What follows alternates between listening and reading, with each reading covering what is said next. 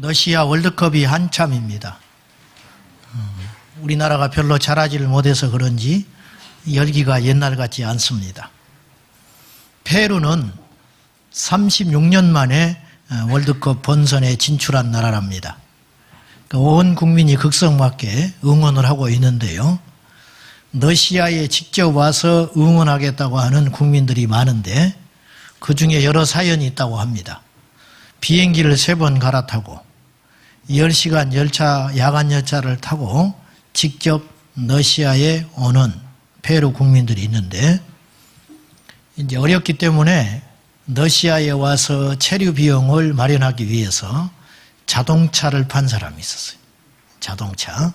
그리고 은행에 대출을 내고 심지어는 다니던 직장을 사표를 내고 퇴직금을 받아가지고 러시아에 직접 와서 응원한 사람들이 있다는 거예요. 이 나라가 우승을 해야 돼, 사실은. 이런 나라가. 근데 그건 약과고요. 80살 된 노인은 자기 전 재산을 정리했어요. 러시아에 와서 응원을 직접 하겠다고. 자기 아는 지인이 있는데 페루에서 돈이 부족하니까 이태리까지 건너와가지고 이태리에서 자전거를 타고 러시아에 오는 중에 있는 사람이 있다는 거예요. 그래서 첫 번째 경기는 포기하고 두 번째 경기를 보기 위해서 그 경기장 앞에서 만나기로 약속한 사람이 있다. 이렇게 이야기해요.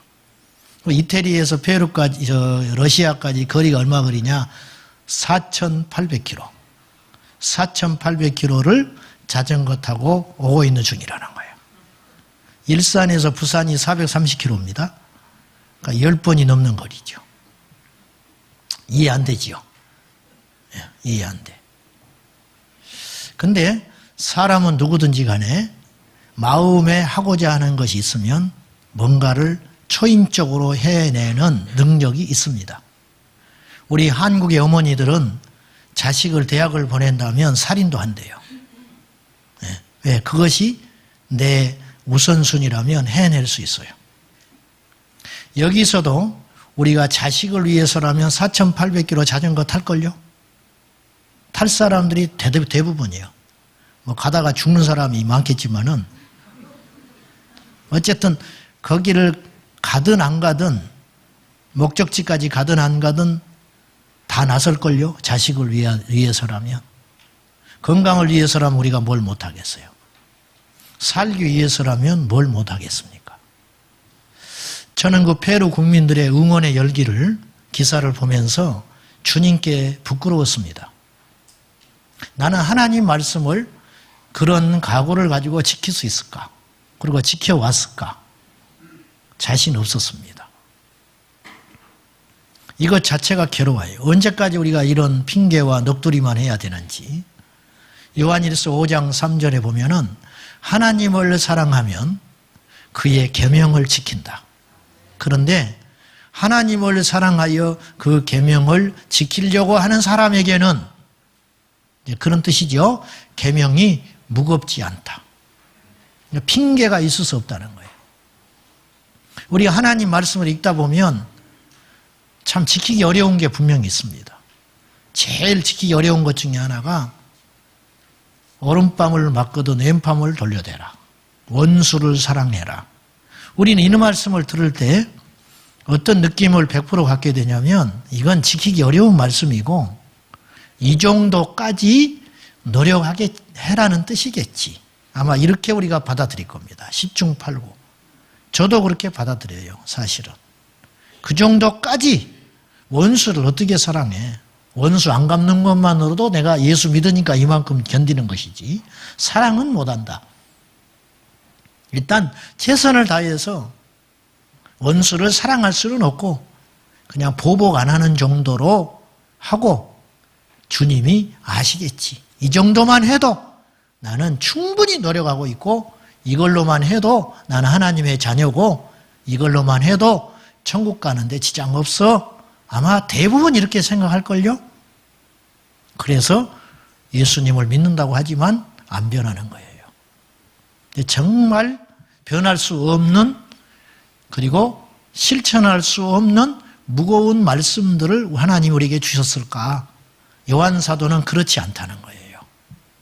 정말로 우리 하나님을 내 자식만큼 사랑한다면, 내 자신만큼 사랑한다면 다 지킬 수 있는 말씀이다. 우리가 지키지 못하는 것은 그분에 대한 사랑이 적기 때문이다. 이렇게 이야기하는 것 같습니다. 우리는 지금 십계명을 묵상하고 있는 중입니다. 핑계를 대려면 이 십계명 하나도 지킬 수 없습니다. 그러나 하나님을 사랑하고 지키겠다고 결단하면 사실 지키지 못할 법 없습니다. 이것을 우리가 한번 생각해 보자는 겁니다. 오늘 네 번째 십계명 중에 계명 안식일을 거룩히 지키라, 이 말씀인데요. 오늘 이 시대에 안식일이 이제 주일이 됐죠. 오늘날 주일이 무너지고 있습니다. 현대 그리스도인들에게 주일이 위험한 날이 됐습니다. 주일을 지키지 않습니다.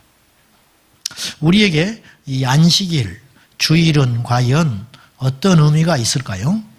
신앙의 척도는 이 신앙이 저 사람이 건강하다, 병들었다. 요즘에 저분이 신앙이 영적으로 온전하다, 온전하지 못하다. 하나님과 거리가 생겼다든지 그 마음속에 세상의 것들이 파고 들어와서 자리 잡게 되면 10중 8구 100% 거의 일어나는 현상이 있는데 그건 뭐냐면 예배가 식어버린다는 거예요. 어떤 사람은 이렇게 이야기해요. 예배 횟수가 중요하냐고. 본질이 중요하지. 맞습니다. 그러나 예배의 본질은 많은 횟수에서 나오는 거예요. 여러분, 기도 뭐 많이 시간이 중요하냐고 이렇게 이야기하는 사람이 있어요? 저는 그렇게 생각하지 않습니다. 많은 기도 속에 좋은 기도가 나오는 것입니다. 틀림없는 정설, 하나님과 거리가 멀어지면 예배가 식더라는 거예요. 예배의 내용이 식어버리고 예배의 횟수가 식어버리고 분명히 병드는 일이 벌어지더라는 거예요. 우리가 그렇지 않습니까? 우리가 모든 예배가 중요해요. 새벽 예배, 또 금요 기도회 다 중요합니다. 근데 현실적으로 봤을 때 그 예배들은 어떤 선택권이 있잖아요. 그렇지만 주일 예배는 선택권이 없어요. 그래서 우리가 주일을 어겼다, 주일을 범했다, 그렇게 말을 할 때는 100% 우리가 어떻게 받아들이고 있냐면 주일날 예배를 드리지 않았다, 이렇게 받아들이고 있잖아요. 그렇게 맞습니다. 저는 16살에 교회를 나와서 믿지 않는 집안에서 혼자 전도를 받아서 철없을 때 교회를 나와서 어느 날인지는 정확히 모르지만 어느 날 제가 거듭났습니다. 주님을 만났고요.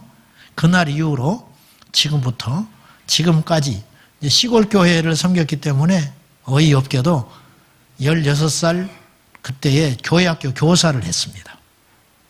그리고 17살 때 설교를 했습니다. 그리고 그때부터 주일날은 나에게 봉사하는 날이었습니다. 쉬지 않고 달려왔습니다. 주일은 저에게 안식일이 아니고 일하는 날이었습니다. 지난 주일날 제가 처음으로 봉사자가 아니고 예배자로 예배를 참석해 볼 수 있는 기회를 얻게 됐습니다. 지방에 있는 큰 교회에 가서 가까운 교회가 있어서 예배를 참석하면서 많은 생각을 했습니다. 설교자가 아니고 예배자로 참석을 해본 거예요. 주차장이 어마어마하게 높더만요. 그 교회가. 일단 그것이 이제 내 마음에 들어왔고, 그 다음에 이제 교회를 들어갔는데 아주 시설이 잘 해놨어요. 찬양대가 우리 갈릴리 찬양대보다 못해, 내가 볼 때는. 근데 이게 이 울림통이 좋아가지고 아주 찬양을 잘하게 들리는 거예요. 그리고 뭐 예배가 너무 매끄럽게 세련되어 있었고요. 시설도 너무 좋았습니다. 근데 이제 딱 갔는데 어디 앉아야 할지를 모르겠는 거예요, 제가. 아, 우리 교회 처음 찾는 분들이 이렇겠구나. 그런 생각했고요.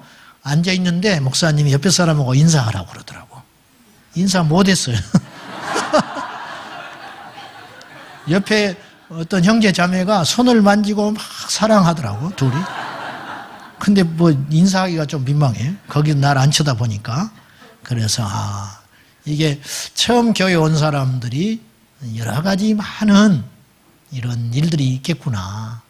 그러면서 우리 교회에 와서 이런 상황에서 등록을 하고 또 뿌리를 내리고 한 지체로서 살아가기 위해서 많은 노력을 하겠구나. 제가 그런 생각을 평소에도 했지만은 제가 처음 교회에 낯선 곳에 예배를 드리면서 그런 생각을 해보았습니다.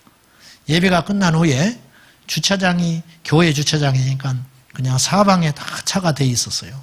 그리고 사방에 갇혀가지고 나갈 수가 없었어요. 그래서 차 속에서 한 20분 동안 혼자 있으면서 앞에 차가 빠지기를 기다리면서 주차장이 이렇게 많아도 문제가 되는구나. 주차장이 넓어도 이게 해결될 수 있는 문제는 아니구나. 우리는 대기는 어렵지만 나가기는 금방이거든요. 나가는 건 아주 쉬워. 그래서 또 이런 장점도 있겠다 싶은 생각이 들었고, 우리 성도님들이 이런 불편함을 감수하면서 교회에 와서 예배를 드리는 것에 대해서 새삼 또 고마운 마음도 들고 미안한 마음도 들고 여러 가지 생각을 하는, 사실은 설교자가 아니고 예배자로서 예배를 드리면서 많은 유익한 시간이 되기도 했습니다. 우리가 흔히 이단자들한테 왜 너희들은 안식일을 지키지 않고 주일을 지키느냐, 일요일이 태양 숭배하는 날이었다는데 왜 그날을 예배를 드리느냐, 그러므로 너희 예배는 잘못됐다, 이런 도전을 많이 받습니다. 자, 안식일을 지키게 되는 이유가 무엇이냐, 11절에 보시면 하나님께서 안식일을 지키라 그렇게 말씀하시고 왜 지켜야 되는지 당위성에 대하여 이상과 같이 설명을 하고 계십니다. 한번 읽어봅시다. 시작. 이는 엿새 동안에 나 여호와가 하늘과 땅과 바다와 그 가운데 모든 것을 만들고 일곱째 날에 쉬었음이라. 그러므로 나 여호와가 안식일을 복되게 하여 그날을 거룩하게 하였느니라. 하나님이 6일 동안 열심히 일하시고 마지막 7일째에 쉬었다는 거예요. 그래서 안식일이다. 우리 아버지가 쉬니까 자녀된 우리도 같이 쉬라, 이런 뜻이에요. 근데 엄밀히 따지면 그 6일은 우리가 생각하는 24시간 하루의 6일이 아니에요. 왜냐하면 넷째 날 태양과 달을 만드시거든요, 하나님이. 그러니까 그 전날 3일은 24시간 하루가 아닌 거예요. 그 하루는 사실은 하나님의 하루예요. 아무튼지 간에 이 하나님의 창조 질서에 의해서 7일이 한 주, 그리고 52주 1년, 12달, 이것이 딱 자리 잡게 됐죠. 제가 이 설교를 준비하면서 이런 조금 생각을 해봤어요. 왜 꼭 일주일이어야 되지? 일주일이 꼭 7일이어야 될까? 5일이면 어때? 더 좋지 않아요? 5일마다 쉬니까. 일주일이 5일. 그러면 18개월이 돼요. 12개월이 아니고. 그렇잖아요? 그래도 상관없잖아. 17월 1일. 그렇게 해도 되잖아. 사람 하기 나름 아니에요? 근데 왜 이렇게 됐을까? 이게 하나님의 질서예요. 예전에 사회주의 국가에서 이걸 깨뜨려 보려고 했어요. 일주일에 한 번씩 꼬박꼬박 예배하는 게 이게 기분이 나쁜 거예요. 그래서 열흘에 한 번 쉬보기도 하고 5일에 한 번씩 쉬보기도 했는데 안 됐어요. 생산성이 떨어져. 그래서 어쩔 수 없이 일주일에 한 번 쉬는 이 7일 일주일의 개념을 도입할 수밖에 없었다는 거예요. 이게 신기한 거예요. 이게 하나님께서 이 우주 질서 가운데 창조하신 시간의 흐름이고 질서라는 거예요. 왜 꼭 일주일이 7일이어야 하는가? 하나님께서 그 사이클을 창조하신 거예요. 그래서 6일 동안 일하시고 7일째 주님이 안식하셨다. 그날이 안식일이다. 유대인들은 지금도 그렇고 예전부터 금요일 해가 진 저녁부터 토요일 해 질 때까지가 안식일입니다. 우리나라의 개념은 보통의 개념은 아침에 눈 떠서 저녁에 해가 지면 하루가 끝나지요. 근데 유대인들은 해가 지고 나서 하루가 시작되는 거예요. 그건 아마도 창세기 1장에 보면 하나님이 하루하루 창조하실 때 저녁이 되고 아침이 되니 이게 첫째 날이니라. 이 시간 개념이 우리하고는 달라요. 유대인들의 시간 개념과. 그래서 이제 안식일이 탄생을 하게 됐는데, 자, 교회사적으로 보면 주 400년에 이 일요일 날 태양을 숭배하던 날이 주일의 개념으로 바뀌게 되었는데, 그래서 사람들은 이렇게 공격을 하는 것 같아요. 그날이 태양 숭배 날 일요일인데 어째서 그날 하나님을 예배하는 날로 변질됐냐? 그러니까 너희가 드리는 일요일 예배는 타락한 예배다. 그렇게 이야기해요. 저는 이것에 반박을 이렇게 하고 싶어요. 우리 교회가 원래 이곳이 예전에 이단이 예배를 드리는 곳이었다. 예를 들면. 근데 그 이단이 쇠퇴하고 사라졌어요. 그럼 우리가 이곳에 와서 예배를 드리게 됐다. 이게 변질입니까? 승리입니다. 승리. 어떻게 생각하세요? 석가탄신일이 있잖아요. 우리나라에. 근데 전 국민 100%가 그리스도인이에요. 그래서 왜 석가탄신일을 하냐? 그날 차라리 하나님을 예배하는 날, 특별한 날로 잡자. 그럼 이게 변질된 겁니까? 승리한 날이죠. 일요일 날 태양을 숭배하는 날이 하나님을 예배하는 날로 바뀌었으면 그건 변질이 아니고 승리인 거지요. 어째 그걸 타협이라 이야기하냐고 말이에요. 타협이라는 것은 하나님께 예배하는 날인데 그 날을 뺏기는 것이 타협한 거고 변질된 것이죠.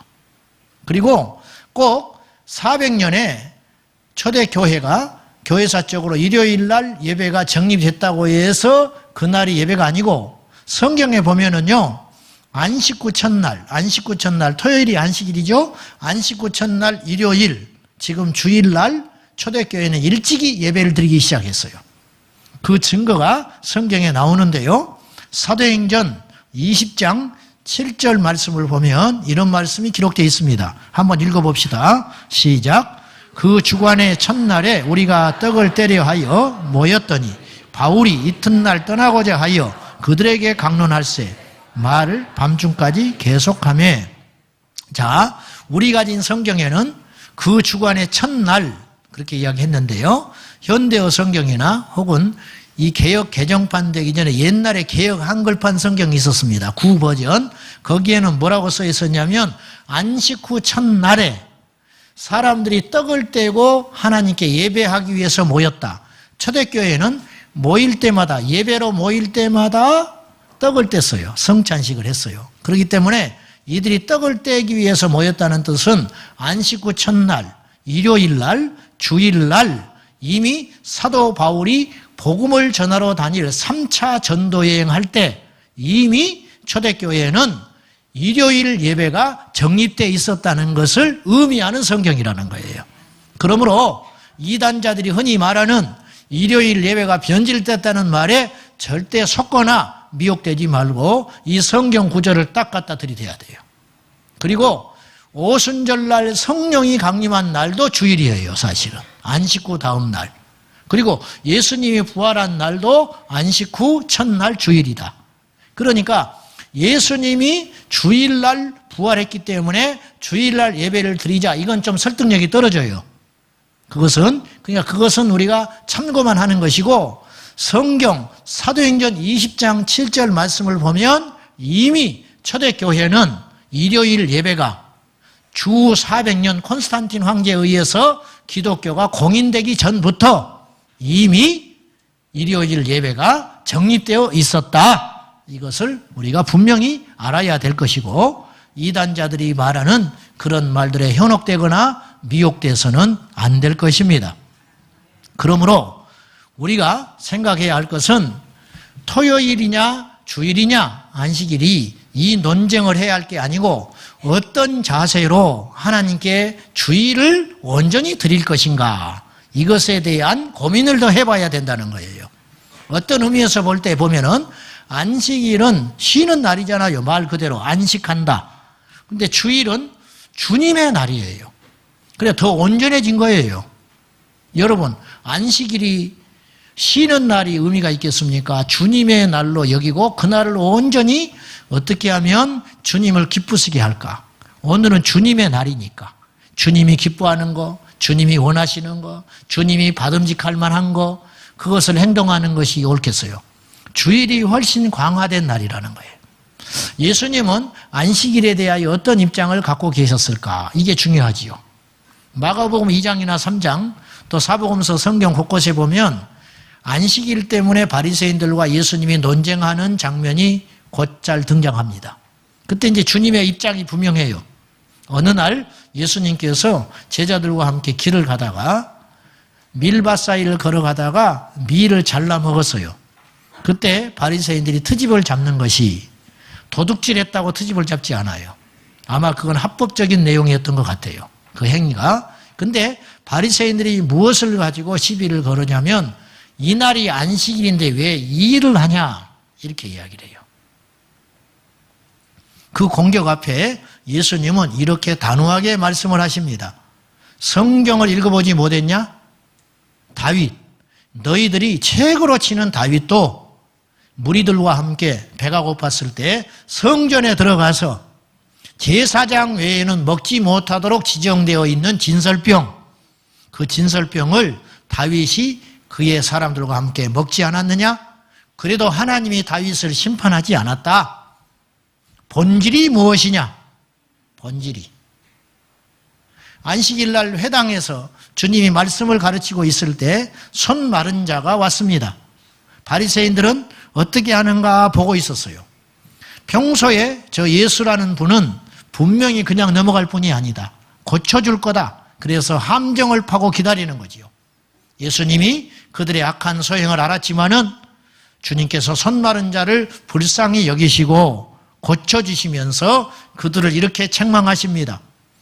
안식일날 생명을 살리는 것과 죽이는 것, 공의를 행하는 것, 선을 행하는 것과 악을 행하는 것 중에 어떤 것을 해야 되지 않겠느냐?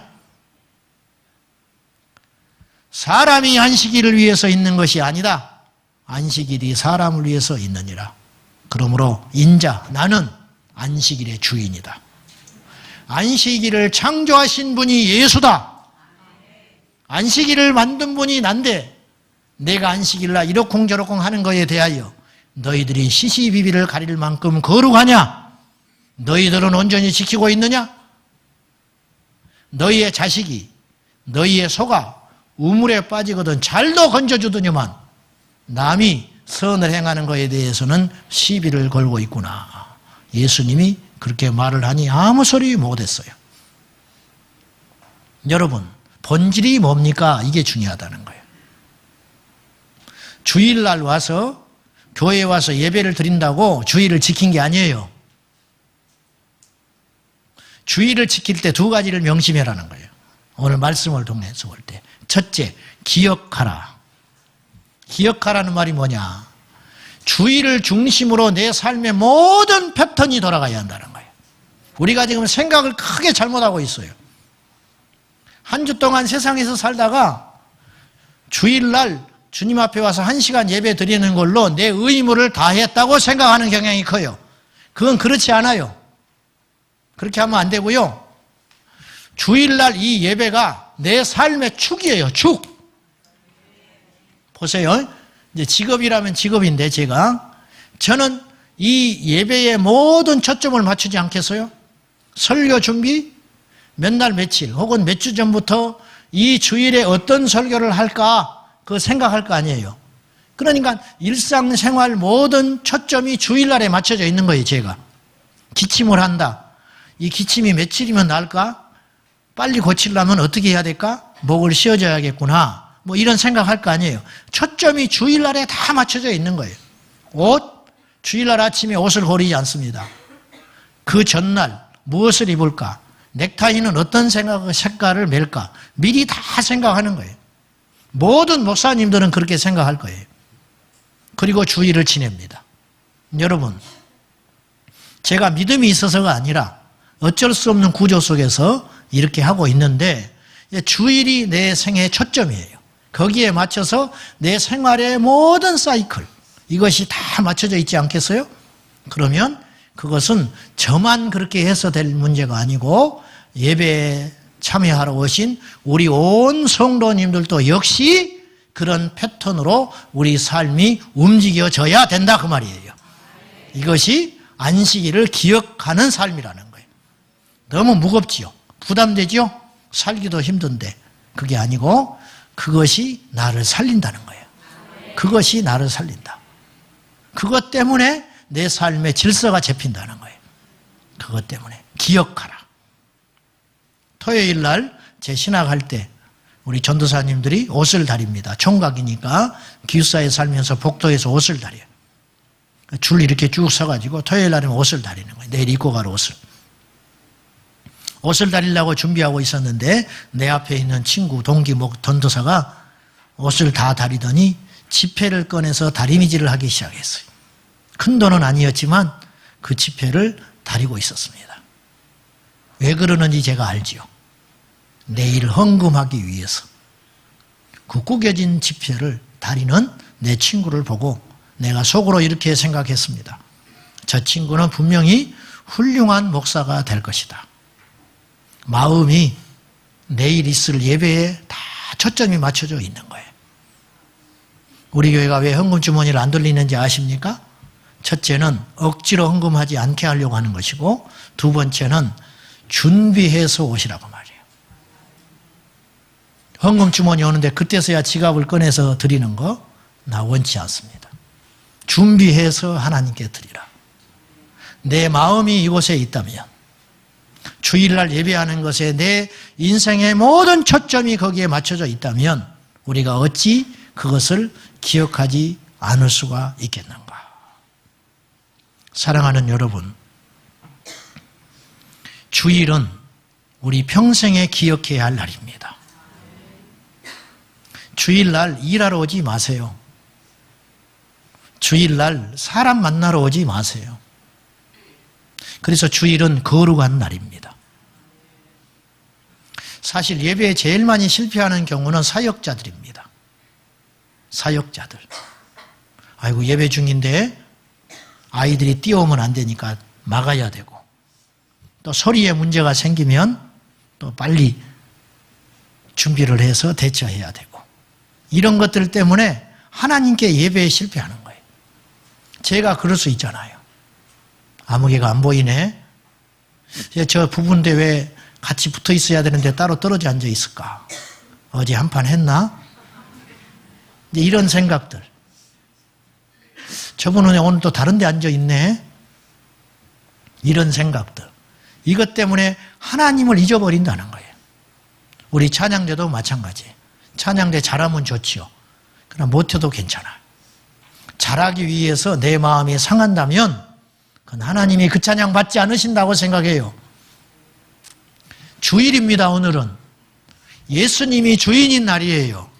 근데 왜 우리가 큰 소리를 냅니까? 왜 우리가? 주일날 와서 마음 상하는 경우도 많지요. 사탄에게 속는 거예요. 주일날 왜 우리가 마음을 상합니까? 어머니 생신이 됐습니다. 온 형제들이 준비해가지고 그날 다 모였습니다. 근데 그날 다툽니다. 서로 술 먹고 다퉜어요. 그걸 보고 있는 어머니의 마음은 찢어집니다. 차라리 생일이 없었으면 좋겠다. 생일날 모여서 이게 뭐 하는 것이냐. 주일날 싸우러 교회 가는 사람들도 있어요. 교회에 싸우러. 저희 교회가 여기까지 오면서 선거철이 되면 정치인들이 오곤 했습니다. 한 사람도 제가 소개를 시켜준 적이 없습니다. 그분이 우리 교회에 등록을 하고 다닌다면 저는 소개할 수 있습니다. 아무개 집사라고. 그러나 속이 보이기 때문에 제가 소개해 준 적이 없습니다. 자, 목적이 무엇입니까? 주일날 오늘 수많은 교회에서 예배를 드리고 있지만 사실은 예배를 안 드리고 있어요. 그래서 신앙이 성장하지를 않는 거예요. 여러분의 주일은 건강합니까? 여러분의 주일은 안전합니까? 얼마나 많은 사람들이 주일날 예배를 오지만 하나님을 만나지 못한 채 쓸쓸하게 다시 세상으로 돌아가서 자기는 뭔가 예배드린 것 같고 자기는 하나님 앞에 대단한 일을 한 것 같지만 실상은 그렇지 않습니다. 예배는 1시간 드리고 당회는 서너 시간씩 합니다. 그 속에서 곤모술수가 나오고 꼼수가 나오고 사전에 전화해가지고 자기 의견을 관철시키려고 하고 이런 불행한 일들이 이런 종교적 사고들이 이 땅의 교회들 안에 너무 많기 때문에 주님이 없는 예배를 주님이 없는 교회를 우리가 다니고 있지 않는가 감히 그렇게 말씀드리고 싶습니다. 여러분 봉사하면서 왜 다퉈야 됩니까? 주일날 오늘 주인이 아버지 하나님이신데 아버지가 기뻐하는 거 아버지가 원하는 거 가끔 내게 불만이 생길 수 있지요. 가끔 내 주장을 하고 싶은 생각도 있지요. 가끔 내가 불편하기도 합니다. 그렇지만 아버지 하나님이 주인 되는 날이라고 생각한다면 내 주장을 할 수가 없는 것이지요. 이것이 정상적인 예배자 아닐까요? 저는 이런 구조들이 너무 싫습니다. 주일날 하나님께 예배하러 와가지고 하나님을 기쁘시게 하는 봉사는 하지 않은 채 하나님이 기뻐하는 예배는 드리지 않은 채 자기의 주장, 자기의 의견, 자기의 생각, 어떤 이야기들 너무너무 싫습니다. 오늘 이 시대를 보십시오. 주일이 병들었고 예배가 병들었습니다. 담임 목사님 총회장 당선 기념 예배. 그게 무슨 예배예요? 목사님 출판 기념 예배. 목사가 책을 내는 것을 왜 예배를 드립니까? 하나님이 책 낸 것도 아닌데 사람이 책 낸 걸 왜 기념하여 예배를 드려요? 왜 그래야 되지요? 예배가 병든 거예요. 감히 말씀드리는데 하나님 앞에 나올 때는 부자도 없고 가난한 자도 없고 대통령도 없고 종도 없고 아무것도 없는 거예요.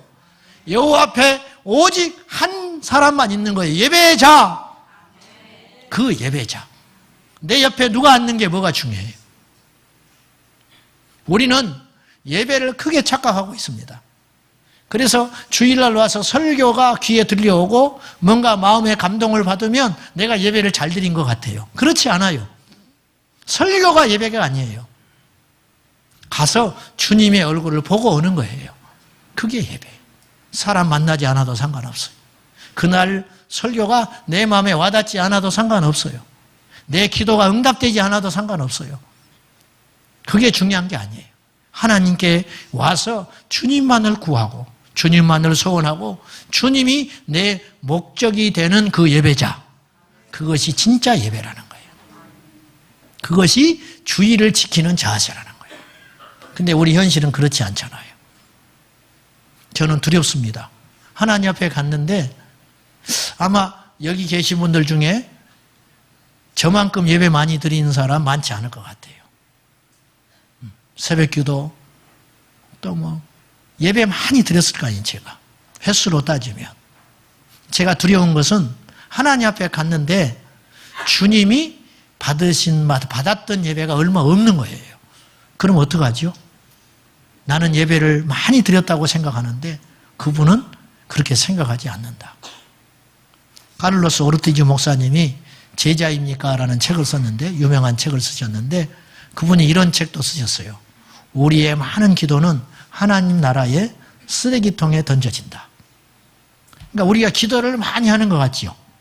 근데 하나님이 건지실 만한 기도는 별로 없다는 거예요.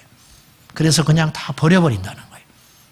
그렇듯이 우리는 하나님께 할 만큼 했다고 여겨지고 우리가 할 만큼 예배를 드렸다고 드렸는데 하나님께 마음껏 봉사를 했다고 생각하는데 하나님은 그걸 기억하지 않는다면 우리는 얼마나 불행한 사람일까 하는 생각이에요. 이사야서 1장에 보면 예배에 실패한 위선적 유대인들에 대하여 하나님께서 경고하고 있습니다. 무수한 제물과 번제, 기름, 속죄 제물의 피들, 헛된 제물을 더 이상 내게 가져오지 마라. 나는 이것들을 가증히 여기며 또한 성회와 더불어 악을 행하는 너희들을 더 이상 견디지를 못하겠다. 안식일 날 와서 하나님께 제물을 드려요. 그리고는 돌아가는 길에 죄를 지어요. 성의 날 죄를 지는 거예요. 너희 손에 피를 묻히고 와가지고 하나님께 거룩하다 거룩하다 하면서 번제를 드리는 너희들을 더 이상 나는 두고 볼 수 없다. 이때 하나님 앞에 병들어버린 이스라엘 백성들의 예배의 모습. 하나님이 요구하는 게 무엇이냐? 바로 선을 행하고 정의를 행하고 너희가 선한 양심으로 이웃을 사랑하거라. 하나님이 우리에게 요구하고 계시는 거예요. 10년을 교회에 다녔는데 내가 어떤 형제를 향하여 교회에서 풀지 못하고 교회를 다닌다. 그 사람은 예배자 아닙니다. 저 앞에서 저 사람이 나타났다. 보기가 싫어. 그 사람 예배에 실패한 사람입니다. 아직 꺼림이 있으십니까 혹시? 우리 교회 성도들 가운데 꺼림이 있는 사람이 있습니까? 그 사람은 예배 아닙니다. 그것부터 해결하십시오. 그것부터 푸십시오. 세상에 있는 여러분 직장 동료와 담을 쌓고 수년을 그렇게 다니고 계십니까? 그것부터 해결하고 하나님께 오십시오. 그때 여러분이 드리는 제물이 혈액이 있습니다. 그때 드리는 여러분의 기도가 능력이 있습니다. 그때 드리는 여러분의 봉사가 힘이 있는 것입니다. 그렇지 않다면 우리는 주일날 교회를 와서 꼬박꼬박 예배를 드리고 있다고 치지만 우리는 실패한 예배자입니다. 하나님 받지 않습니다. 80년대 말 구소련, 러시아가 되기 전에 공산 치하에 있을 때 북한 선교를 준비하셨던 이상 목사님이 우연한 기회에 북한은 들어가기 어렵고 소련을 들어가서 그 지하 교회에 숨어서 예배하는 사람들과 함께 예배할 기회를 얻었다고 합니다. 그때 예배를 드리면서 예배 전에 도착을 했는데 성경을 막 읽고 있으면서 울고 있더래요. 낡은 풍금. 성도들은 20여 명이 채 안 되는데 그 숨어서 지하에서 이들이 예배를 드리고 있었는데 예배가 시작되었는데 이들이 울더랍니다. 또 울어. 성찬식을 할 때도 울어. 설교를 듣는 중에 또 울어. 우는 건 이해할 수 있는데 너무 지나치다. 이상 목사님 마음에 은혜롭기는 한데 이렇게 계속 예배 때 울고 있다니. 그래서 예배가 끝난 후에 당연하겠지만 질문을 했어요. 어째서 이렇게 울면서 예배를 계속 드리는가? 그랬더니 그 중에 한 분이 이렇게 이야기했어요. 오늘 예배하는 사람들 중에 마지막 예배일 수도 있는 사람이 있기 때문에 내가 이 땅에서 드리는 마지막 예배일 수도 있기 때문에 이들이 울지 않을 수 없다. 무슨 말이냐? 소련의 KGB가 덮쳐서 잡혀가지고 20년, 30년 동안 옥살이를 하면서 그 인내 시간을 견디고 예배를 못 드릴 수 있기 때문에 그 위험을 감수하고 와서 예배하는 사람들이기 때문에 반문하더래요. 이상 목사님한테. 어떻게 울지 않을 수 있겠는가. 그 말을 들으니까 이해가 되더라는 거예요. 오늘 저는 일부 예배를 마친 후에 새로 오신 교우님을 만나서 가슴 아픈 이야기를 하게 됐습니다. 우리 교회 처음 오셨습니까? 몇 번 오셨는데 스스로 이렇게 이야기하셔요. 저는 가난한 교인입니다. 안 나간다, 교회를. 교회를 안 나가는데 집에서 혼자 영상을 보고 예배를 드립니다. 주일날 생중계하는 교회들이 있기 때문에 저는 교회를 나오지 않은 지가 오래됐습니다. 제가 단호하게 이야기했습니다. 아닙니다. 당신은 틀렸습니다. 알아요, 자기도. 보시오, 내가 그랬어. 북한의 지하교회 성도들은 얼마든지 하나님 앞에 합류할 수 있다. 혼자 예배할 수 있다고. 교회가 어디가 있으며 믿음의 형제들이 어디가 있냐고. 그러나 그들이 목숨을 걸고 지하처소에서 함께 찬송하고 예배드리고 있다. 집사님이 천국에 가게 된다면 그분들을 만나게 될 거다. 무슨 말을 하려고 그러냐. 제가 단호하게 이야기했어요. 제 말로 듣지 말고 하나님의 음성으로 들어라. 당신 가나안 교회 반드시 청산해야 된다. 여러분, 이 주일이 얼마나 복된 날인지 아십니까? 물속에 있는 물고기는 자기가 물에 있는지를 모른대요. 이 예배의 풍요로움, 교회의 풍요로움, 말씀의 풍요로움의 세대 속에 살기 때문에 우리가 가치를 모르고 있지 않는가. 예배가 중단되는 날, 예배가 중단되는 날. 제가 군에 있을 때 제가 신학생인 줄 알았고 처음부터 제가 선언하고 나는 탈영을 해서라도 교회를 가야 된다. 그렇게 해버렸기 때문에 처음부터 그렇게 했기 때문에 노래를 부르래요. 나한테 처음에 갔는데 방위들도 할 건 다 해. 근데 제가 신학생인 줄 알았기 때문에 찬송가는 안 돼 그러더라고. 찬송가를 부르지 말고 뭘 불러 내가. 아는 노래가 없는데. 그래서 내가 이거 불러버렸어요. 학교 종이 땡땡땡. 그때 그 뒤로 찔려가지고 노래를 안 시켜버리더만. 어느 날 무슨 심사가 틀어졌는지 고참이라고 나한테 주일날 교회를 가야 되는데 못 가게 막는 거예요. 예배 시간은 체각체각 다가와요. 총을 메고 근무를 서야 되는 그 서는데 예배를 드리러 가야 되는데 두고 갈 수 있죠. 그렇지만 이제 그렇게 가고 싶지는 않았고 그때 제가 절실하게 기도를 했어요. 하나님, 저 마음을 좀 움직여 주시오. 저 입에서 나한테 교회를 가라는 소리 좀 나오게 해달라고. 그때 제가 새삼 느꼈어요. 내가 그동안 무심코 주일날 아침에 눈 떠서 왔던 이 예배가 이렇게 절박하고 소중한 시간이었구나. 결국 하나님이 역사하셔서 그 입으로 갔다 와라는 소리를 듣고 제가 기뻐하면서 숨차오르면서 뛰어서 예배 늦지 않게 그 예배에 가서 그냥 시골 교회, 평범한 교회예요. 저희 모교회가 아니고 이제 근무하는 교회, 근무 근처에 평범한 교회, 그 졸리는 설교, 교인들 절반이 자. 그냥 앞뒤도 맞지 않는 말씀, 솔직히. 그렇지만 그날 예배는 나에게 특별한 예배가 됐습니다. 그렇구나. 사랑하는 여러분, 다시 말씀드리지만 주일날 와서 내가 설교의 은혜를 받고 감명을 받고 그게 중요한 게 아니에요. 내가 어떤 봉사를 하면서 그걸 잘 해내는 게 중요한 게 아니에요. 지금까지도 우리가 그 정신을 가지고 계속 하고 있지만 끊임없이 쓸어내도 떨어지는 낙엽처럼 우리 안에 세상의 묵은 때들이 자꾸 끼기 시작하는데 예배가 변질되기 시작하고 하나님께 나오는 이 순수한 마음들이 병들기 시작하고 교회에 와서 사람을 보게 되고 교회에 와서 내 의견을 이야기하게 되고 교회에 와서 인간적인 어떤 프로그램들과 생각들을 끊임없이 해내는 이 악한 세대에서 이 모든 걸 다 물리고 오직 우리 주 예수 그리스도가 주인 되는 주일날 이것을 회복하는 것이 우리 신앙의 생명에 달렸다.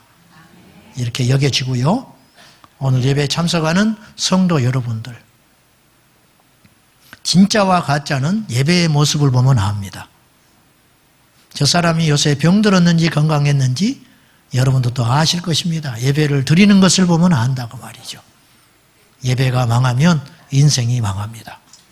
주일이 망하면 우리 인생이 천하를 얻어도 망하는 인생이 된다는 걸 꼭 기억하시고 구원의 문이 닫히기 전에 예배가 무너지기 직전에 있으니 주님 오신 날 직전에 이 환난 날에 우리가 믿음으로 승리하기 위하여 다시 한번 주님의 날을 기억하고 거룩히 지켜내는 저와 여러분이 꼭 되시기를 축복합니다. 기도하겠습니다. 하나님 아버지, 이 예배가 얼마나 복된 줄 모르고 이 예배가 얼마나 큰 은혜인 줄 모르고 저 북녘 땅에서 신음하는 우리 동포들은 한 번의 예배를 위해서 인생을 걸고 있는데 우리는 주일이니까 눈 떠서 아무 생각 없이 와서 예배를 드리고 또다시 세상으로 가는 수가 많습니다. 하나님 아버지, 우리가 수많은 예배를 드렸지만 수많은 주일을 지켜냈다고 했지만 하나님이 인정하지 않으면 어떻게 합니까? 주여, 주님이 주인 되는 주일, 주님이 기억하는 예배가 되게 하여 주시옵소서. 예수님의 이름으로 기도하옵나이다. 아멘.